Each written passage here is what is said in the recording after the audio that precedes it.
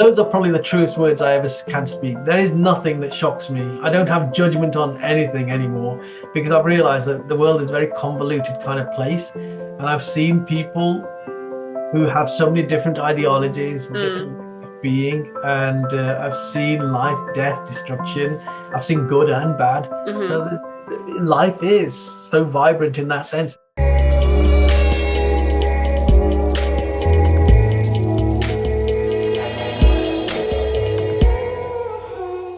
Hi, and welcome to this week's episode of Inspired By, with me, your host, Manjeet Nijat. Thank you for joining me again for this episode. And this week, I have another special inspiring person for you to meet. I met Cole over the internet, actually, over a year or so, over 2 years ago, I think it was initially. And he was Suki suggested for me to get in contact with him.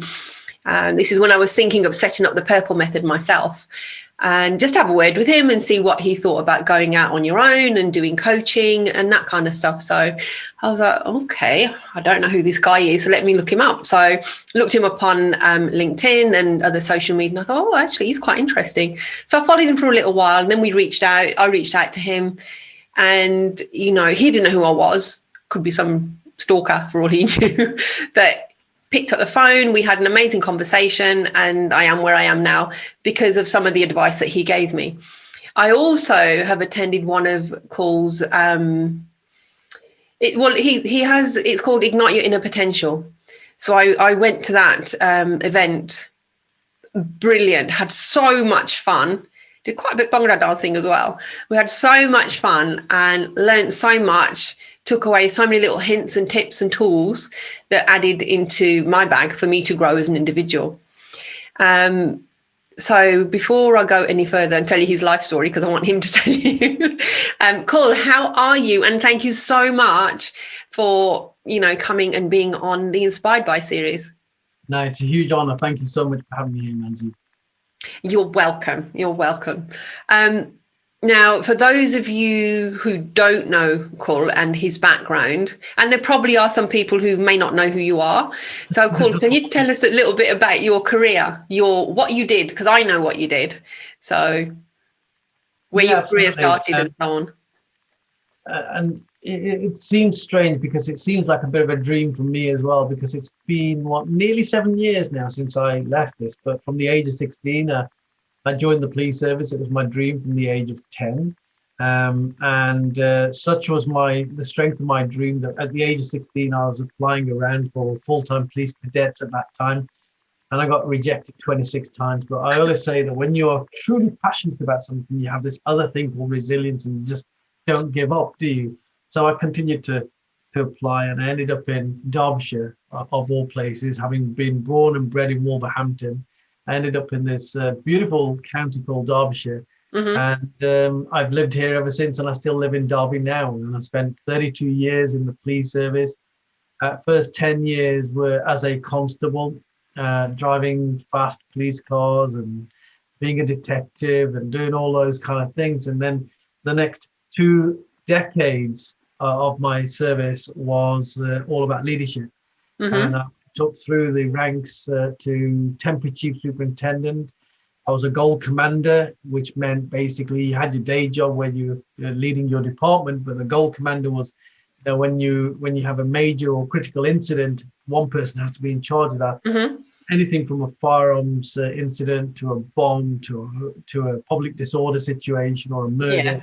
I've had the privilege of being in command of a number of officers leading those kind of incidents and investigations. So I had a fantastic time in the police service. I learned a lot. Yeah. I learned a lot about leadership. Well, if I remember correctly, this is rewinding a little bit, weren't you featured in a newspaper when you were quite young as well, when you joined up? Am I right in that? Or was it? No, I was looking at that picture the other day. It's my image as well. That makes me feel really old. Yeah, so, the story behind that was actually even before that, when I first joined the police cadets at the age of 16. We actually had Central TV, which was like the TV. It was like the ITV station that covered the West Midlands and the East Midlands. And I remember 3 days after joining the police cadets, they came to interview us, and I still have the video clips of me being interviewed as a spotty faced 16-year-old kid with still my Wolverhampton accent, and they're asking me, what, how do your family feel about you joining the police? And I remember saying, well, they're over the moon, and what are your ambitions? And I said, well, I want to be chief constable, and it just, I look at that video very rarely, but I look at it and I think, wow, look at the dreams I had then, and did I make those dreams come true? Yeah. And whatever I didn't end up as chief constable, I think that the desire that I had to be a cop and be a leader within the police services is partly what drove me to get into the high levels that I got to. And the image that you've mentioned before is like literally my first posting as a police constable was to a small town in the southern tip of Derbyshire, and it was just after the miners' strike. So this whole mining town just after the miners' strike, and I remember the inspector forced me to stand outside the police station so the local paper could take a photograph of me, and I was on the front page with this, and I think the heading or the headline was something like "First Black Police Officer in Swadlincote," which is the name of the town. Yeah. And our local MP was Edwina Curry. You might remember her. Oh, yes. So she was our local MP, and I remember she actually sent me a handwritten letter welcoming me to the town of Swadlincote. Oh, wow. Because I was the first non-white police officer in that area. So. Yeah. I mean, you've achieved, a huge amount in your career in the force itself. So where did you go? So you've moved on from the force, right? I know you still have strong connections and still ties within that, because I spoke to on the previous show, actually on a few weeks ago, with Sarvjit Singh, who is in the forces, the armed forces, not the police force, but in the armed forces. And he spoke about this sort of like almost a family within a family, and the camaraderie that you have with people because you're wearing that uniform and you've got this bond with them. Is it similar in the police? Oh, it's identical. What ordinary people, let's say ordinary people, what they don't understand is that when you're in an organization, a uniformed organization like the police service, the fire service, and military, is that you are living in this bubble. You live in a bubble.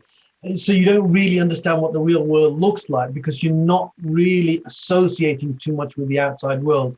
Your world is where you are, whether that's the police service, the army, the RF, or wherever it might be. Because within that world are all the people who are going to be watching your back and having your. With these people and with some of the people you work for 3 decades, you've known them for 3 decades, my entire adult life. These people you spend a third of your life with, you go to sleep, eat, and you spend a third of your life with these people. You go through some of the toughest situations. You witness some of the toughest things that ordinary people would really balk at. I literally have lost count of how many dead bodies I've seen. And I have literally lost count of how many post-mortems I've been present at where bodies have been cut up, or how many fatal road traffic accidents I've been through, or how many fights I've seen. You forget all of this, and for you it becomes a normality because it's almost something that you expect, and that person is going to be right on your shoulder protecting you. It's very hard for when you leave the military or leave the police service or leave the fire service when I left and I came out into the big wide world, it's almost like you come out of a dark room into the big bright light and you're sort of blinking your eyes a bit. Yeah. And it is that's inspired me to start up another social enterprise company just recently for people in the military, people in the police, people in the fire, because of exactly what you just mentioned there. So yeah, very unique. And I'm always and always will be eternally grateful to the police service for everything that it gave me and everything I've learned from it, because everything I've learned about leadership, that's fundamentally what I do in Ignite Your Potential. Everything about leadership I learned from the police service, and added to that with other qualifications, other learnings. But the foundation is all in the police service, and I had plenty of opportunities to test my skills. I mean, now you're known as the immersion coach. So you've gone from using your own words, a spotty faced teenager at 16, joining the forces, being the first black person in this black police officer, in this little town in Derbyshire, to working your way up in the ranks, and then moving out from the police force. How do you get to be the immersion coach? What was the driver behind that? Ignite your inner potential and all the other workshops that you do, because you do quite a lot of workshops.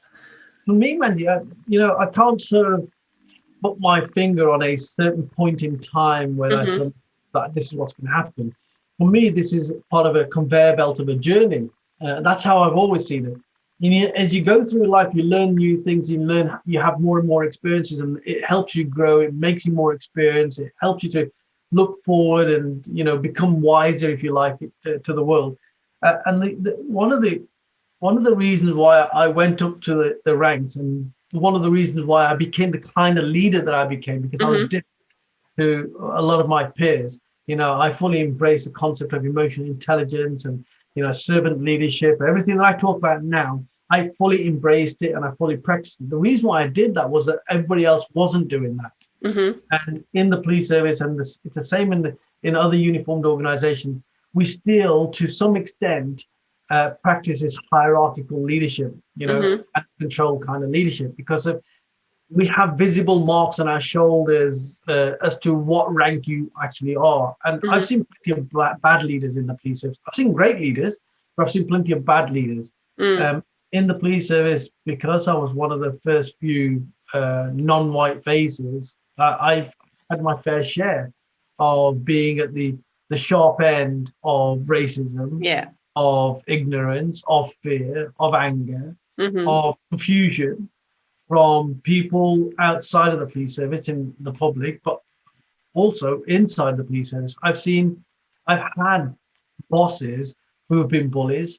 I've had leaders who have not been able to connect at a human level with their people, and being very policy driven. I've seen all of that, and every time I saw it, I made a commitment to myself. I will not be that person. I will not behave like that. I will not carry myself like that. I will not be that kind of leader. And for me, as a leader, it was always important to connect with the people that I worked with, whether that is I've managed departments that are 400, 500 strong. And even within those departments, I always took an hour out in the morning and an hour out in the afternoon. And I called it my MBWA time, my management by walkabout. And actually all I did was I went around and I talked to people, members of staff. I just randomly talked to people and say, tell me about your life, tell me about your aspirations, tell me about your qualification, tell me about... It's about making yourself visible, isn't it, to people? So there's a face behind this title, behind this badge. Everything. It's about humanizing everything. And that, for me, is a central tenet of emotional intelligence, which is what I specialize in now, emotional intelligence. So for me, having done all of that in the police service, I then started looking outside of the police service and thought, do you know what? It's not the police service that behaves like this, or the fire service. It's society. This is a societal thing, that we believe that leadership is this like hierarchical. There's a person at the top. More often than not, it's a bloke. There's a person at the top, and there's a person there, and the chain of command should be like that. And I think that's nonsensical, because actually what you're doing by doing that, you're preventing all this mass of potential here from informing the strategy up here. So when you flatten things out, not in an organizational sense, but in a leadership sense, when you flatten things out, in a cultural sense, when you flatten things out, where people feel that they have a voice, that their voice will be respected. When you have inclusive leadership in your organization, you're going to get the best out of people. Absolutely. So that's why I got into leadership, and that's what I do now with so many organizations that I work with. I work with lots of police forces. I work with, NHS. I work with public sector, universities for their leaders. I'm working with a variety of organizations, but they all need the same thing. They all ask for the same thing. So it shows to me that there's a lot of work to be done. The reason why I call myself the immersion coach is simply this, that I believe that you learn more when you go through an intense experience. Yeah. So I've been at the receiving end of your intense experience, so I can vouch for that. I make no apologies for it. But I learn in a very intense kind of way myself, and some people might call me a very intense kind of individual, but it's just because I'm passionate about what I do, right? But for me, immersive experiences have proved their worth to me. As an operational commander, as a goal commander, where the buck stopped with me for all these major operations, major life and death situations, I could be telephoned at 2 o'clock in the morning, 3 o'clock in the morning, and then have to start making decisions there and then on key high stake situations. Well, I was only able to do that because I'd been on courses that allowed me to do that. All of the courses that I ever went on, whether it's a firearms course, whether it's the public order course, whether it's I was also what they call SIM, a senior identification manager, where you have mass fatalities or body fragmentation, and you were the person that went in to collate the body parts, put them together, identify them.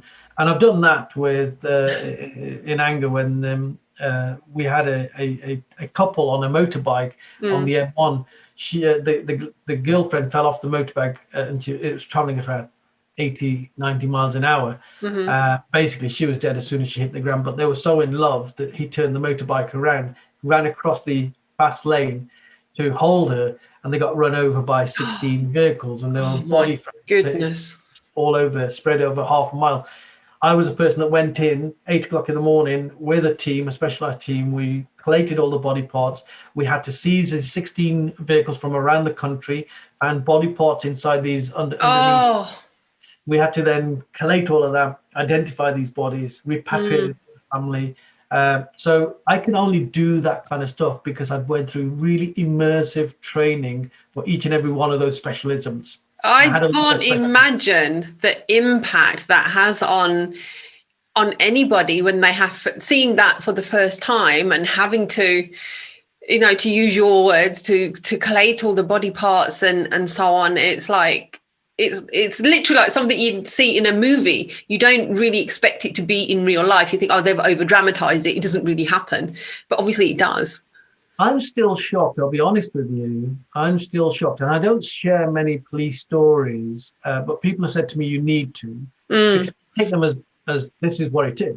This is my reality. I mean, I saw my first dead body at the age of 16.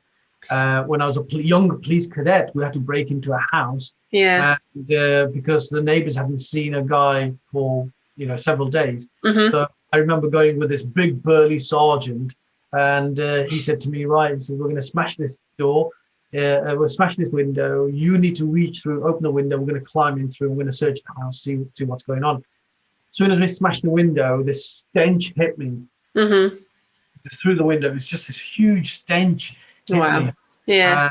He said, he says, obviously somebody's in there that's dead. He said, that's what that smell is.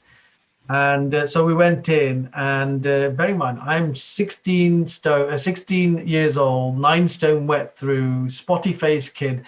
Literally a few weeks before that, I was in school. That's how young I was.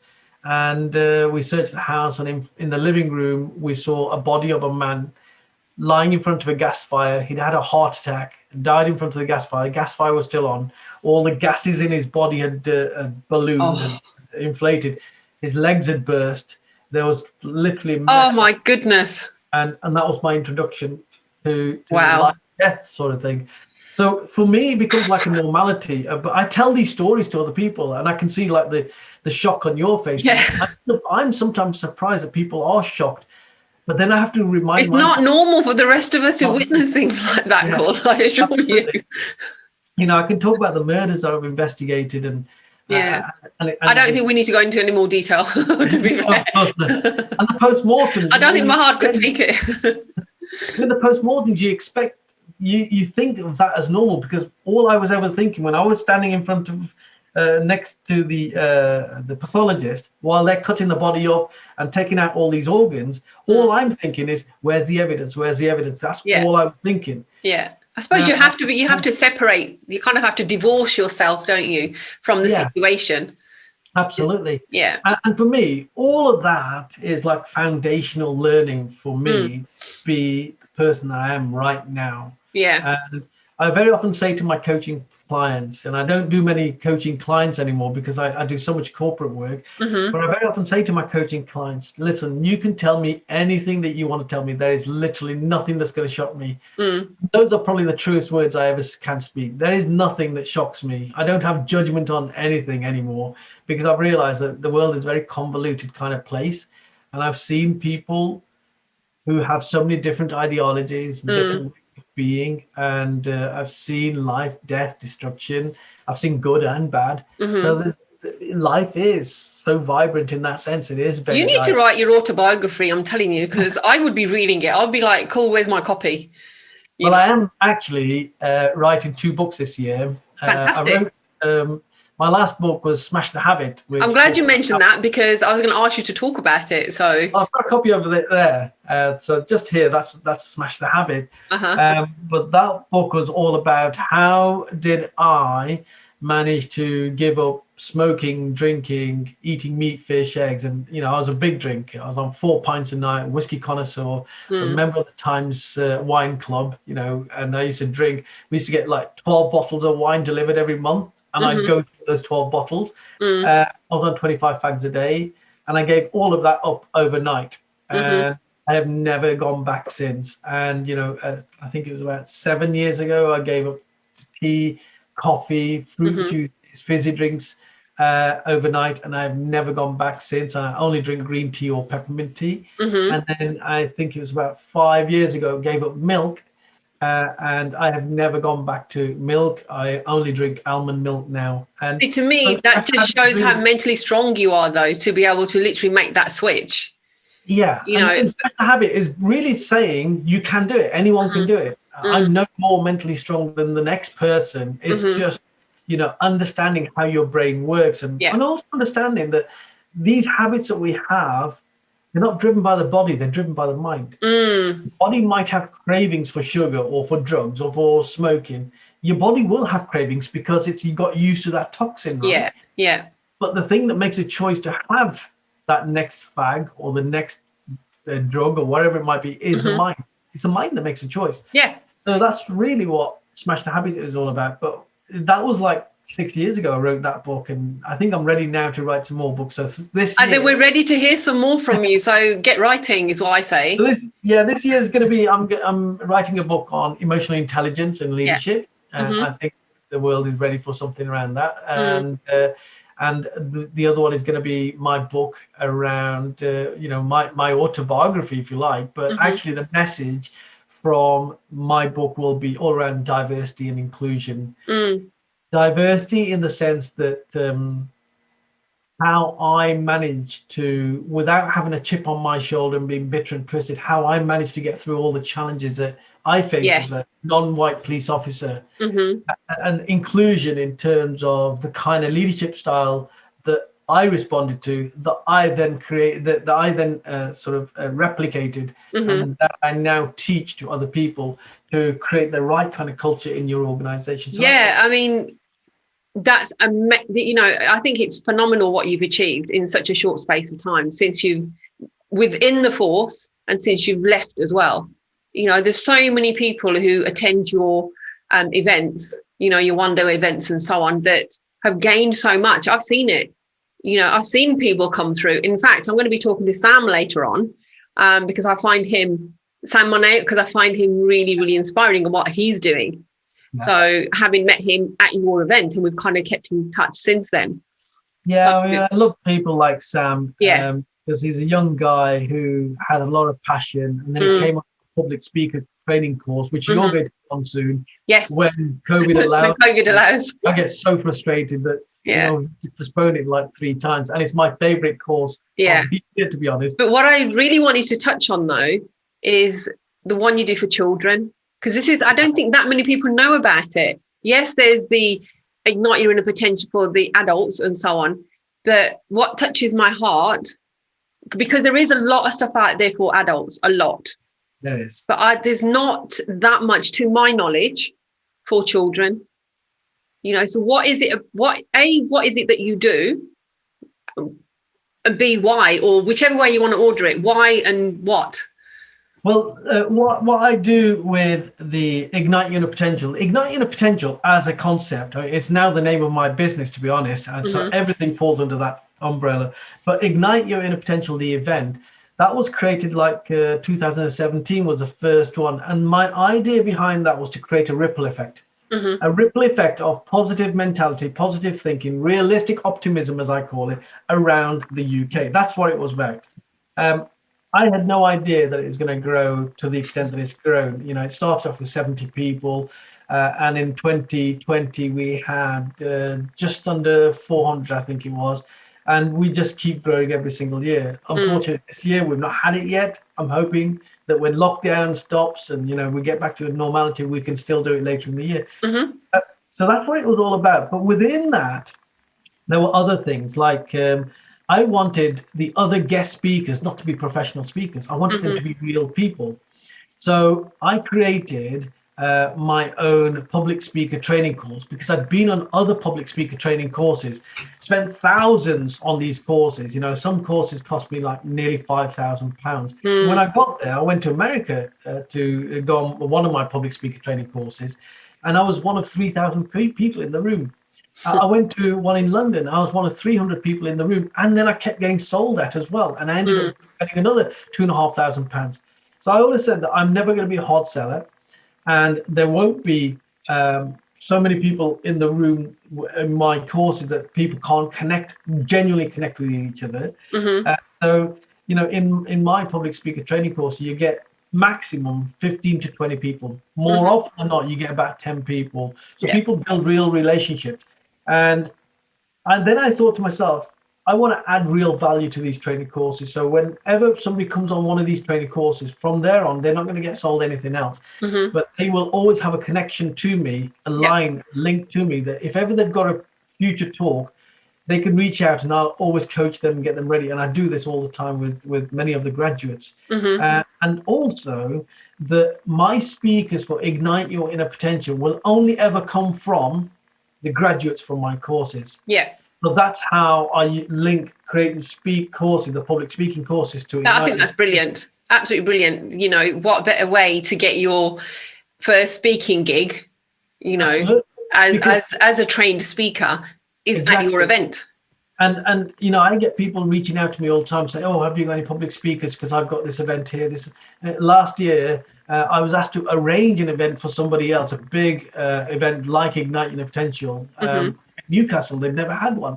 So they had like 200 or 300 people attend.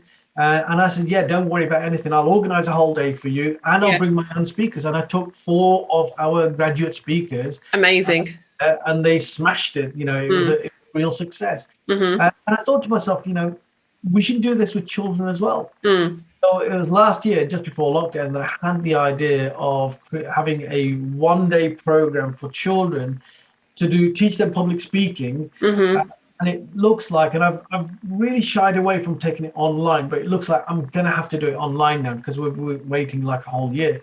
Then what I'm going to do at the next Ignite Your Inner Potential, one of the speakers will be a child. One of the speakers will be one of the children that I choose from the Children's Create and Speak. Because as you know, and you will have noticed, when we have Ignite Your Inner Potential, we don't just have business people there. We have a lot of business people there. We have a lot of families there. Absolutely. We have a variety. The oldest person in the room at the last one was 85, and the youngest person in the room was 5 years old. People benefit from it. So it's important for me, and I want my events always to be able to represent a diversity in society. That diversity, and it certainly does that, because people from varying backgrounds, different faiths, different cultures, and it's non-judgmental. It's very accepting of every single person who's there, because everybody's there for the same thing at the end of the day. 100%. For me, if we want to live in a truly diverse world, if we want a truly diverse organization, people should be able to walk into a room, no matter how many other different people there are, and feel comfortable. So at one of the Ignite Your Potential, I think it might have been the one that you came to, we had like 400 people in the room. there was one family coming who were devout Muslims. And the mother was the most devout. She prayed 5 times a day. And I remember one member of her family reached out to me and says, is there any way that we could do this? I said, yeah, leave it with us. So just for that family, we made sure that the food was right for them. Out of 400 people, the food was right for them. And we hired an extra room upstairs so she could go quietly pray. And I think that's what diversity is all about. Yeah. You could do that in an organization. I teach that to organizations, but I have to practice it myself. So in that room, every single person, I say this to my crew, every single person needs to feel valued. Yeah. And they need to feel that they belong. I don't care what color they are. I don't care how old they are. I don't care what religion, who they pray to. They need to feel valued, and they need to feel that they belong in that. Well, that I can, again, from my own experience, I can vouch for that, because it didn't matter where you sat in the room. There was somebody there, somebody was attentive, making sure you're okay. Do you need some help? Did you understand that? I'm here if you need me. It's just, it's not hand holding per se, but it's an arm around the shoulder if you need it kind of thing. I pride myself on this phenomenal crew that we have, and they're all volunteers, you know, and they believe in what we do so much every single year, and they I don't know, it's incredible. I can't do what they do. I just get up on the stage. I always say I've got the easiest job in the world. My job is to just get on the stage. That's my wife, as you know, organizes the whole of the crew. Yeah, she's amazing, absolutely amazing woman. Incredible. And the crew are incredible. And, I just can't ask for anything more, really. They know my values, and they have similar values. Well, I've seen you bust some moves as well. That's getting harder and harder as time goes on to bust those moves. Oh no, so it is a lot of fun. It does bring hilarity, and everybody gets up. Everybody gets up, but especially at the end, people are like, I want to get on that stage. Whereas before, it's like in the beginning, oh, let me sit at the back, I'm quiet, I'm shy. But towards the end of the day, it's like, oh, who cares? I'm just going to throw myself into it. Part of my sort of coaching style as well, part of my coaching style is about forcing people into that uncomfortable zone. And when they are in that uncomfortable zone, they suddenly realize, wow, this is not so bad. It's a bit like, you're jumping out of the plane for the first time with a parachute, and initially you'll be petrified, but once that parachute opens, you'll be like, this is amazing. That kind of feeling. So that's what I try to create with any growth learning that I do, whether it's in the classroom with an organization. I go into organizations and I speak to their leaders, and I take them really out of their comfort zone, because they'll be all like, very, very stiff and very proper. And I take them out of that, and I talk a different language with them. I don't talk this corporate language. Talk in a very sort of everyday kind of language. And the idea is to get them much more comfortable, much more human, because the more relaxed a person is, the more they're going to tell you. The more they tell you, the more you can do with that. I've still got my workbook, by the way. It's still here. So, and I flick through it every now and again. I look through it, just, oh yeah, that's why that's ringing a bell, because I did it there kind of thing. So I still have my workbook. I time into those workbooks, and I change them every single year as well. Yeah. So I want to ask you a couple of things. There's three things actually. We'll break it down. I won't chuck it all at you once. So the first one is, what next? What's next for Cool? What's next for Ignite Your Inner Potential? Where are you going? What are you doing? And how can people get hold of you, more importantly, as well? Well, people can get hold of me very easily. My email is cul@culmahay.com. They can visit my two websites, either culmahay.com or igniteyourinnerpotential.com. And you can see all the things that we're doing on there. But what's next is that I'm continuing to do all the work that I'm doing with incredible organizations around creating empowered, inspired leaders who are highly emotionally intelligent, to help organizations create inclusive cultures. And that's a real passion of mine. And I'm doing some incredible work with Sheffield Hallam University, University of Lincoln, with Nottinghamshire Police, Leicestershire Police, Safety Executive, to name but a few. But I also, one of the things I did in the police service, I always saw myself as one of the pioneers.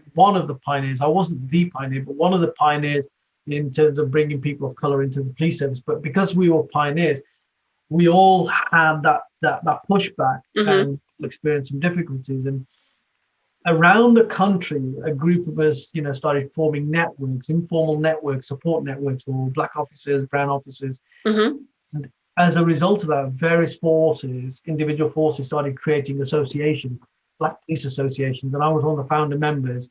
And I was chair several times over of the Derbyshire Black Police Association. Oh, wow.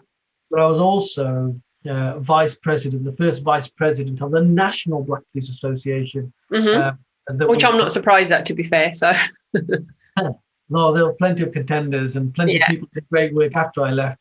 We had an office in the Home Office, so I'd do my day job and I'd travel to London 2 or 3 times a week because it was all voluntarily done. We ended up having meetings with Home Secretaries. I've had cups of tea with Jack Straw, David Blunkett. We created we helped the government to create the recruitment, retention, progression targets for police force to get more representation in. So having done all of that,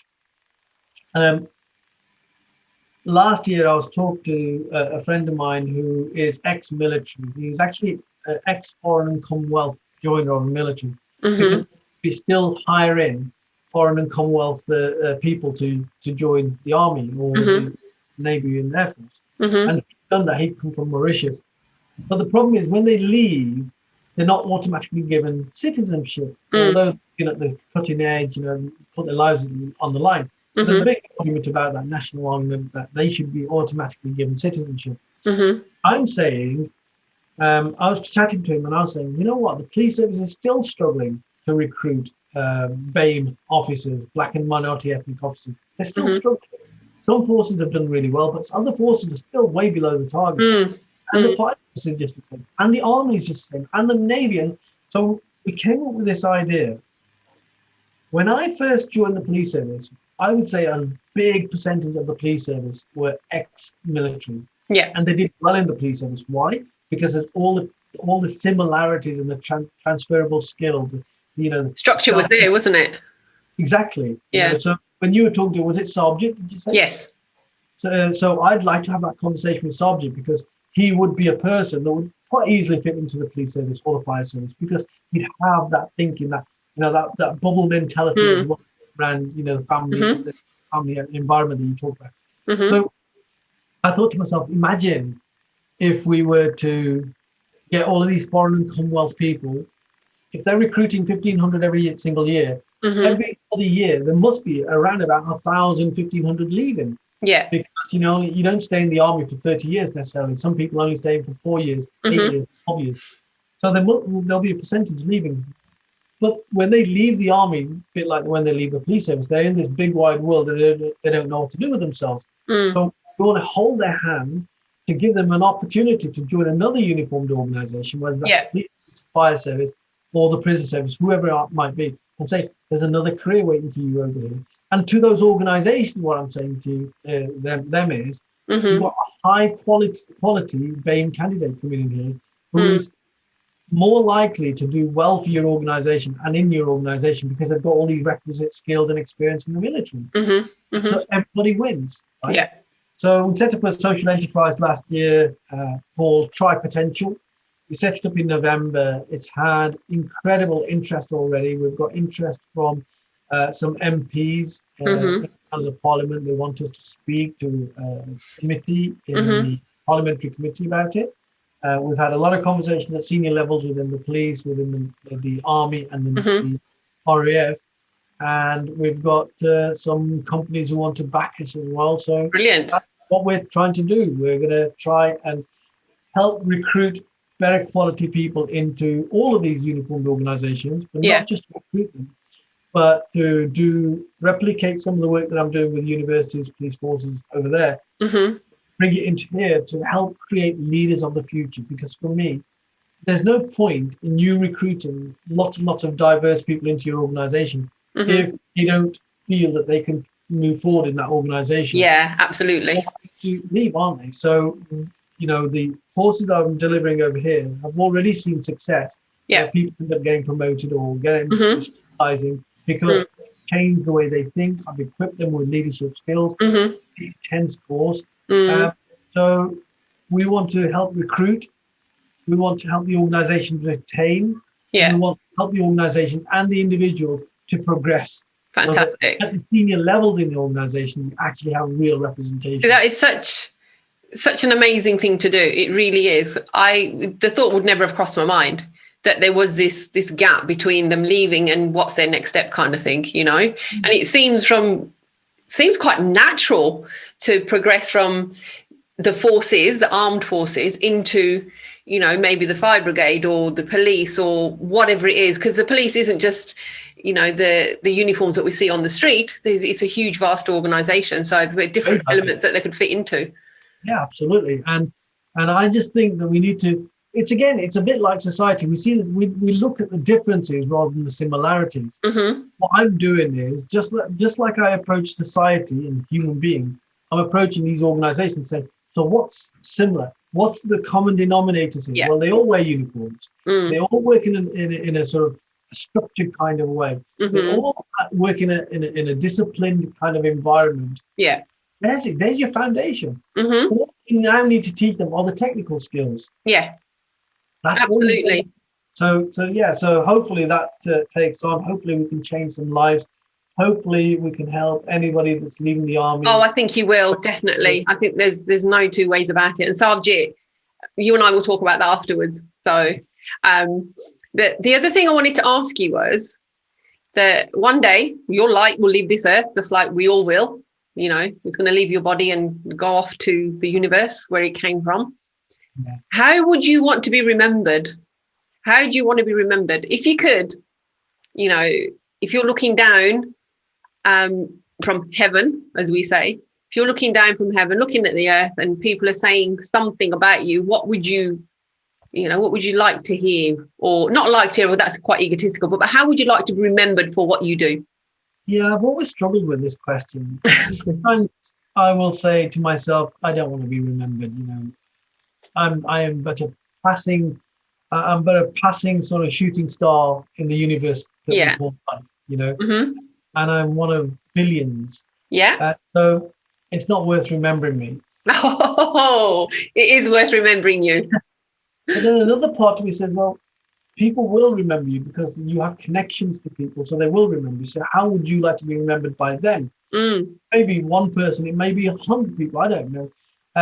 So for those people, I would want them to remember me as being a fallible human being who has made lots and lots of mistakes in my life, but then always try to do the right thing. Mm-hmm. Always try to touch people in a way that help them to move forward and showed love towards them more than anything else. I like that. I really do like that. To remembered for being like the vessel to help somebody to move on, to ignite their inner potential. Yeah. And move forwards. Yeah. Simple as that. Yeah. Simple as that. And I will never be remembered as being a saint because I'm not. None of us are. We've all made mistakes in our life. Yeah. I don't know a single person in my life that hasn't made mistakes. So therefore we call mistakes. But have we learned from it? Have we grown from it? Have our very core intentions been good? And I think that's how I would want people to remember him, that he had good core intentions and that he tried to do the right thing all the time and that he helped other people to live fuller lives and happier lives. I think that's a good place for us to wrap this up, actually. I mean, yes, we could talk for hours, you and I, which we tend to most of the time anyway. But I think that's a good place to wrap this up. So, cool. You know what? I really appreciate you. I know how busy you are, taking the time out to come and talk to me. And, my viewers of my channel, of the Inspired By series, because I truly believe that everybody can inspire everybody else, no matter who you are, and you do inspire a lot of people. So thank you so much for taking the time to come on board. No, it's been a huge honor and I've really enjoyed that conversation as always, and I'm sure many more in time to come. Thank you. Well, thank you to everybody for watching, and this week we've been inspired by Kul Mahey. keep watching, and remember to hit the like and subscribe button. And if you hit the bell icon, you'll get an automatic notification when the videos go out. So thanks again, and I will catch you next time.